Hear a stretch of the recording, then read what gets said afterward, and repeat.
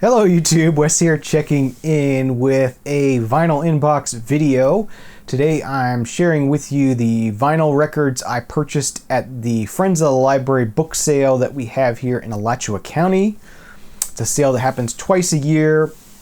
It's one of the largest of its kind in the country, so it's a really awesome sale to go and check out not only just books, but they have movies, music, magazines, board games, pretty much anything media related. They take donations throughout the year, and then every 6 months they open up the giant warehouse that they have and sell things off at really great prices. And there's a lot of people that come in from out of the city and out of the state to attend the sale. It's kind of hectic the first few days of the sale.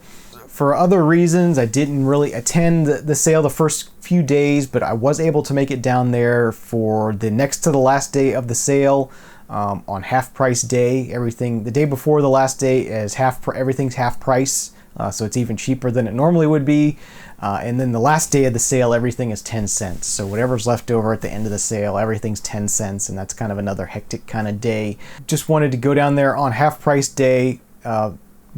Got there right as they were opening, so I sort of walked around the building and got in line. There was actually quite a long line on half price day to get in, but sort of went and got in line, and then the line started moving almost instantly because they had just opened the doors and were letting people in. And it's a giant warehouse, so even though the line was long, once I got in, it wasn't that crowded really. It was nice, and I ran into Mike there while I was there. Mike A. He's done his finds already from the book sale. I know he went a few different days and picked up quite a interesting batch of stuff. But anyway, I wanted to share with you what I picked up here. Got a pretty good stack myself, actually. There's the stack of vinyl. I also picked up 3 photography books, and all in total, I spent around $20 for all the records and the books. So got really good deals. So let's go ahead and get into this.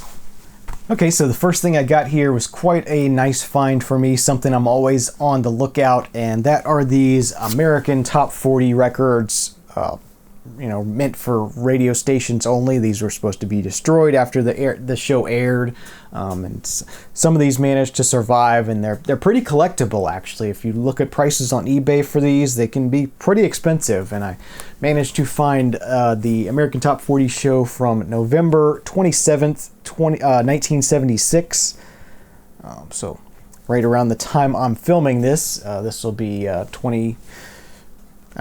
it'll be 41 years old, this show. So yeah, when I found this, the box was completely crushed. All these edges, I basically had to cut out some cardboard and make new corners for the boxes. So this was kind of like a little arts and crafts project I had. So I'm really proud of how this turned out. It's a nice 3 LP set of the full show without the commercials. So definitely enjoy listening to these and having them in the collection and collecting them whenever I can find them. So that was a really nice find. That was priced at $1, so I only paid 50 cents for it. So yeah, that's a killer score in my opinion. All right, next thing I got here is a piece of jazz. This is Dave Brubeck with Brubeck Plays Brubeck. Picked that up. That was priced at $3.50, so I paid $1.75 for it. Nice Columbia 6i. Surprised Mike didn't grab that one, but he might have it already. Picked up a lot of folk this time. Definitely a place at this sale that I can find a lot of good folk stuff. And picked up this one from Folk Legacy. This is Bill Staines, The Whistle of the J, Folk FSI number 70. Definitely always pick up the Folk Legacy stuff whenever I see them. Mark Ditch, Glass Orchid Aftermath got me into collecting these many years ago. I know he has a complete collection of them all, but I do enjoy listening to them. This is sort of really homemade, very, very real folk music, and cool stuff to collect. So glad to have found that. These are like the Smithsonian Folkways stuff, where they come with a book with lyrics and the history of the songs and the instruments that they used and all that kind of stuff. Really well detailed sort of notes that come with each of these albums. So it's really awesome to have those. Really adds to the enjoyment of the music. So that's cool. That one was $1.50 normal price, so I paid 75 cents for it. Speaking of Folkways Records, we have an album by Gene Ritchie. This is Marching Across the Green Grass and Other American Children Game Songs. This is from 1968. Don't necessarily recognize any of the songs on here, so I have to see when I play them if they're songs I remember from my childhood or not. But yeah. Don't pass up a Folkways record when they're cheap. This was $1.50 marked, so I paid 75 cents for it. Another Folk Legacy album. This is FSS 49, Gene Redpath, Fray My Ain Country. Scottish folk singer. 1973 is the date on this one. I've been picking up Judy Collins here and there. This is her album, her fifth album, titled Fifth Album, Judy Collins. On the Elektra label, this one was priced at $1.50 as well. This might be on the tan Elektra label. Yeah. Tan gold Elektra label there.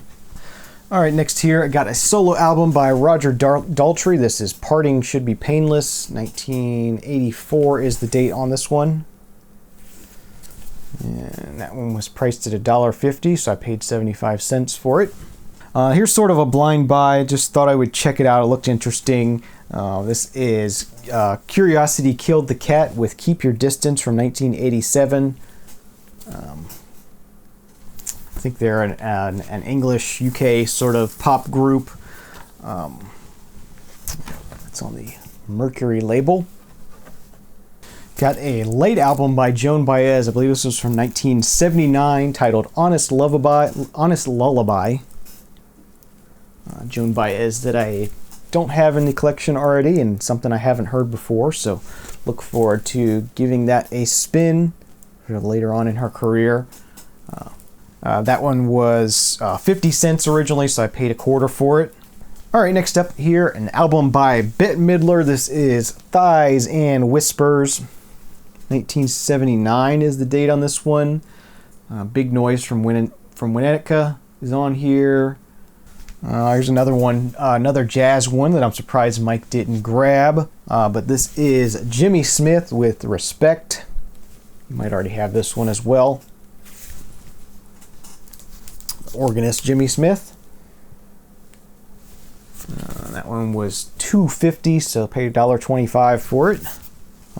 Here's one I have that's I have a repress from like the late 70s, early 80s of this. It's a Christmas album by Harry Belafonte, To Wish You a Merry Christmas. This is definitely an earlier copy than what I have. This is on the black RCA label. These sort of vintage RCA inner sleeves, really like those.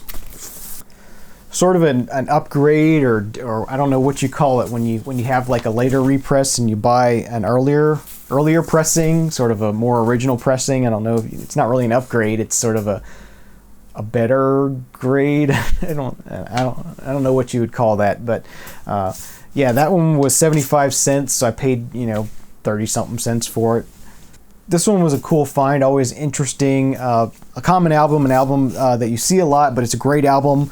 This is the Nautilus half-speed mastered version of Joan Baez's Diamond and Rust. So yeah, just an audiophile pressing of that classic album from her. Marked at $5, so I paid $2.50 for it, which is definitely a fair price for this album. Got the lyric sheet in it. And then there is the Nautilus label with the A&M logo on it. Next up, a soundtrack by Mike Oldfield for the movie The Killing Fields. 1984 is the date on this one. Not real familiar with this soundtrack, but I do like collecting Mike Oldfield, so I thought I would grab this one. It was marked at $2, so I paid $1 for it. It was a nice addition. And this is a UK pressing of it as well. On the Virgin green and red label, UK pressing of that soundtrack by Mike Oldfield. Of course, the guy who did Tubular Bells. Got a CTI release here. This is with Hubert Laws, but of course it's CTI, so you've got Bob James, Ron Carter, Billy Cobham, Ralph McDonald, and Dave Friedman on here as well. Morning Star from 1972. There's Hubert there. Some liner notes. That one was marked at $1.50, so I paid 75 cents for it. Next up is a compilation album titled Live, Hotels, Motels, and Road Shows. I don't know if this was from a sort of a concert tour these bands did or not. You got Stillwater, Dixie Dregs, Marshall Tucker Band, Sea Level, Elvin Bishop, Wet Willie, Greg Allman, Allman Brothers Band. Bunch of sort of late 70s rock kind of stuff on here. Pretty cool 2 LP set. Just looked interesting, so I thought I'd grab it. It was marked $2, so I paid $1 for it. Picked up, I guess, one piece of classical music. This is the only thing I picked up on Deutsche Grammophon. Carl Richter doing Handel's Messiah. Nice thick box set on 4 LPs, I believe this is on. Really nice. It does come with a nice book and everything.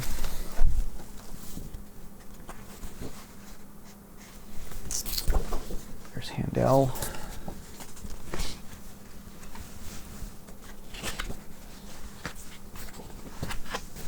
So yeah, that was a really nice pickup, and that was marked $1.50, so I only paid 75 cents for it. And got a 2 LP compilation here of Wilson Pickett on Brookville Records. This is titled The Best of Wilson Pickett, 1977. Of course, you got the Midnight Hour, Mustang, Sally, 6345789. A lot of great songs on here. Wilson Pickett, pretty much everything you would want to have. That was marked at $3, so I paid $1.50 for it. Next up, a sealed Vanguard release. This is the Weavers' Greatest Hits 2 LP set of the Weavers, Pete Seeger's group. This was repressed in '86, and as I said, it's still sealed. And that was $2.50 was the price on that one, so I paid $1.25 for it. That was a nice find. And last but not least, another Folkways release. This is Ella Jenkins, Play Your Instruments and Make a Pretty Sound, with Franz Jackson and his original Jazz All-Stars. So just another musical record for kids. I find that you find these kind of more commonly are the Folkways records aimed at children.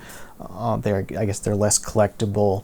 But I enjoy listening to them, and the Folkways label does quality stuff. So glad to pick that up, and I think I only paid 12 cents for it. I think it was originally marked $0.25 or something. So those are my finds from the Friends of the Library book sale, the fall version. The spring one will be around in April or May sometime. Maybe I'll go, maybe I won't. I don't know. It's always a fun sale, fun to check out. So thanks for watching this video. Hope you enjoyed it. Hope you enjoyed seeing my finds. Have a great day, great night, and we'll see you again real soon. Cheers. Nicola.